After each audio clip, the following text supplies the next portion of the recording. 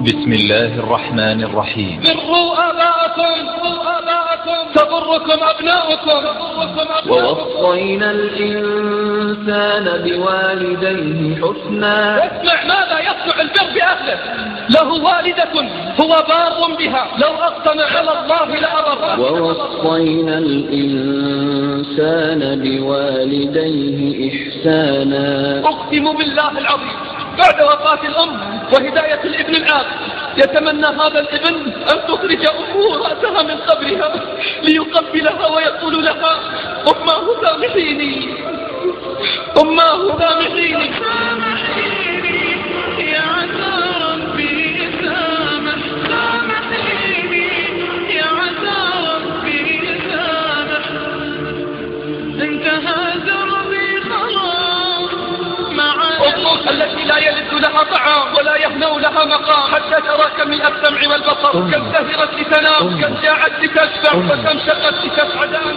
والمدمى عادفين والقريب الصح بعيد، والمدمى عادفين والقريب الصح بعيد، والحزن غطى المنام. أسألك بالله من الذي يسد الفراغ الذي تركته أمك، وهي التي كانت لا ترى الحياة إلا من خلالك، والسعادة إلا بوجودك، بل جعلت أكثر همومها أن تحملك في بطنها وتحضنك في حجرها وترقبك بنظراتها وترويك من صدرها. سامحيني يا عسى ربي سامح، سامحيني يا عسى ربي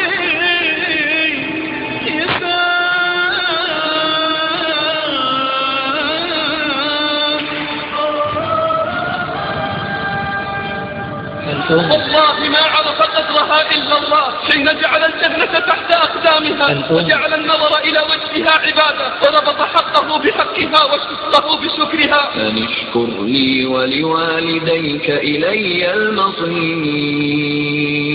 كيف لو فقدت أمك أو فقدت أباك؟ كيف يحتمل الإنسان فراق أمه التي تلقته نطفة لا ترى وتكون عظمه من دمها ونبت لحمه من حلو لبنها؟ وأي شيء في حياتنا أعظم من أمهاتنا؟ لا شيء. فيا من فقدت أمك ابكي على فقدها، ابكي على فقدها.